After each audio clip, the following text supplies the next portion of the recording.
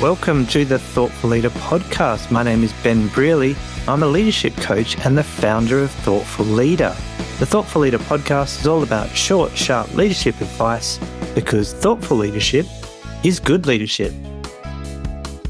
Welcome to episode 279 of the Thoughtful Leader podcast.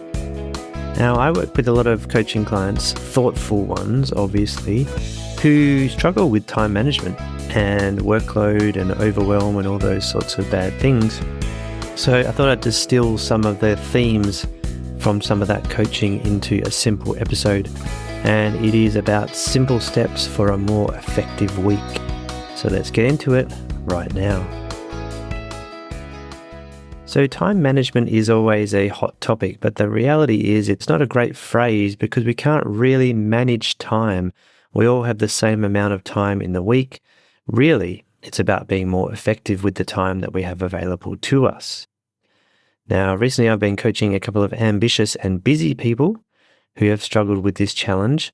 So in this episode, I'm going to pass on some of the simple steps that we implemented as part of that coaching process to help these leaders feel more effective. Now, the first thing that's important to note here is that leaders need to feel more effective. And I want to emphasize the word feel. So there's a distinction I'd like to make here. That is the difference between being and feeling effective. Being effective is about using the time we have in the most useful manner. That is, spending time on what we believe to be the most valuable tasks that we could undertake. Then there is feeling more effective. When we feel effective, we tend to feel more in control of our situation. We feel confident that we aren't missing opportunities to fulfill our potential or leaving money on the table, for example. Ambitious leaders generally like to take on many opportunities and are often motivated by success. So it's important for them to feel like they are spending their time wisely. Now, when they don't feel effective, my coaching clients tell me that there is a nagging doubt that sits with them, compelling them to be doing something different. Or there's a lingering feeling that they should be focusing on something else. Now, not only is this draining and stressful, it can also reduce our focus on the work that we are actually engaged in during the present moment. And if you haven't yet, I'd suggest you go back and listen to episode 156 about dismantling the cult of busyness, which is a rampant cult going through many of our workplaces still. And maybe you can send that episode to some people you know who might need to listen to that one too. And the link to the show notes page for this episode is thoughtfulleader.com/279. Okay, so what are the leadership benefits of being more effective? Well, it's worth quickly pausing to consider these benefits. Some of the main benefits I observe from being an effective leader include greater availability. So when you manage your time effectively, you create space for important things. One of these is being available for your team, which tends to help team members feel like they have support. The second benefit is perceived credibility. When a leader tells me I'm in back-to-back meetings all day or I'm so busy, I don't get the impression of someone who has everything under control. I get the feeling of someone who is being controlled by their workplace. By contrast, leaders who spend their time wisely appear more credible and command more respect. You also might see better results. If you're spending your time on valuable things, you're going to complete valuable work. And that valuable work should ideally lead to achieving your targets rather than wasted effort. And of course, another benefit is less stress. Effective leaders set boundaries and focus on what's important.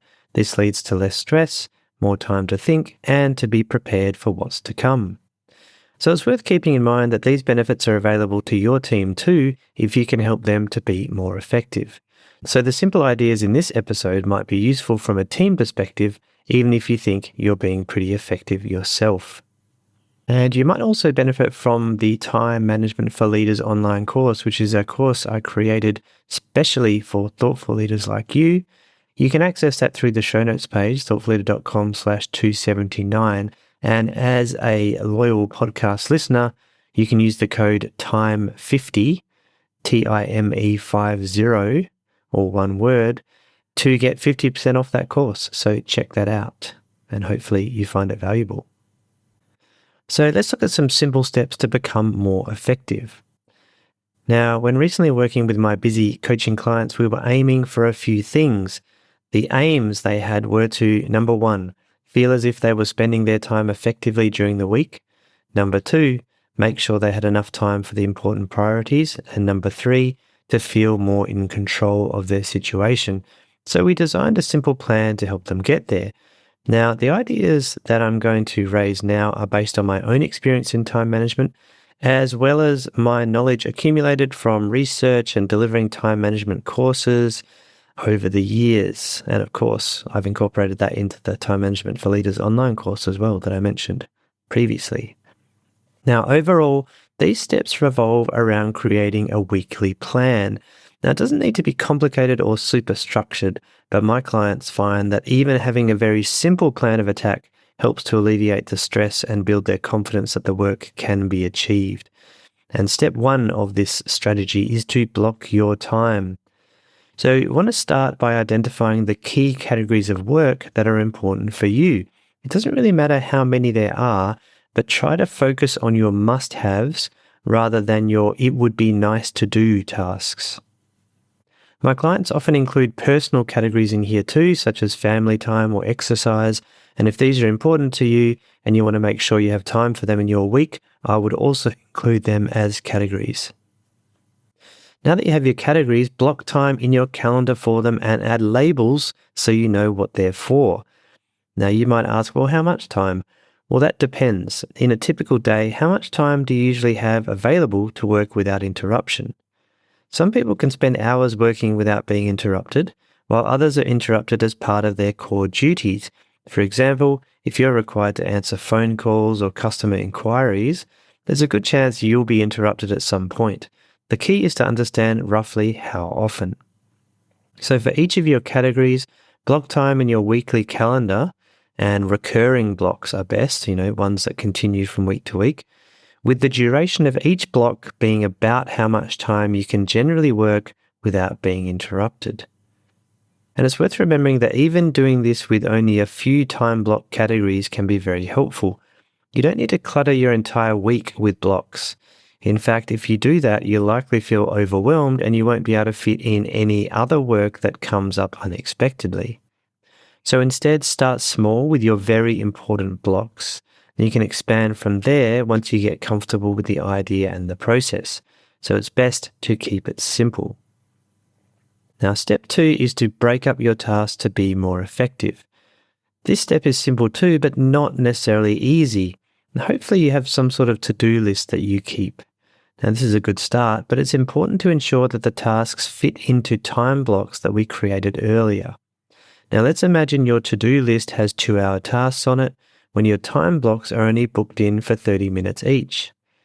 So often what I see happen in this situation is people start to procrastinate.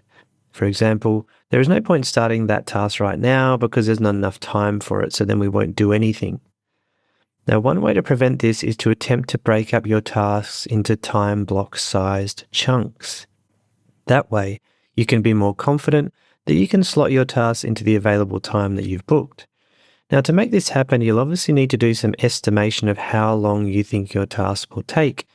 One way to do this is to estimate based on previous similar work you've completed rather than guessing. And if you're not sure, doubling your initial estimate is one strategy that many people find to be quite accurate. Now, step 3, schedule time to plan each week. Now, this last step is important because every week is different.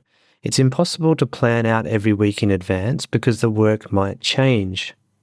However, you should hopefully find that what remains consistent are your time blocks. The categories of work are ideally not changing much. It's the specific work within them that will vary. And this means you can leave the time blocks in your calendar each week instead of having to replan them constantly. So this step is all about planning specific work that will go into each time block for the coming week.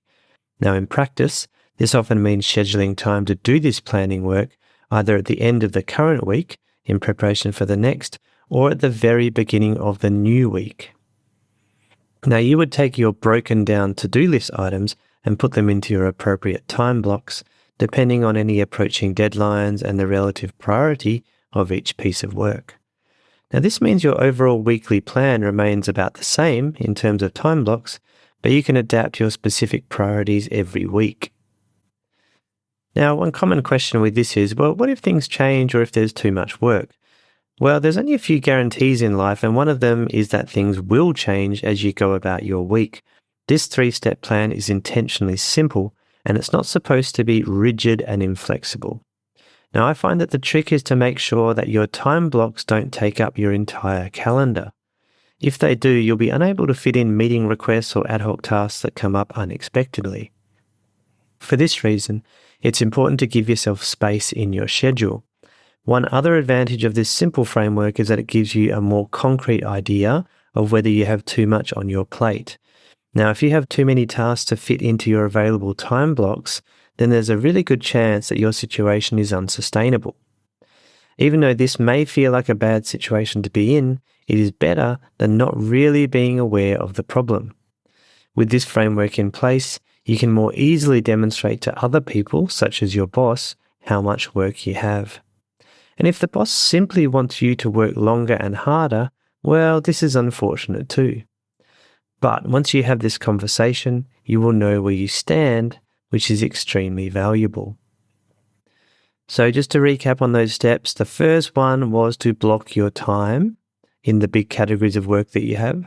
The second one is to break up your tasks so that they fit the time blocks.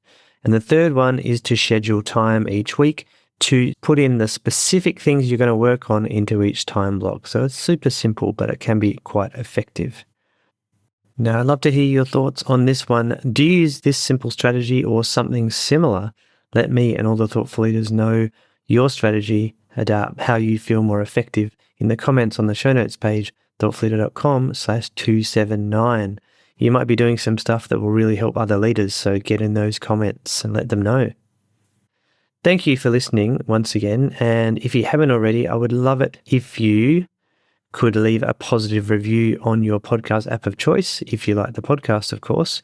It really helps me get the word out and hopefully help thoughtful leaders to do really well in their leadership roles, because that's what the world needs right about now. Okay, keep up the thoughtful leadership, and I'll be back in the next episode.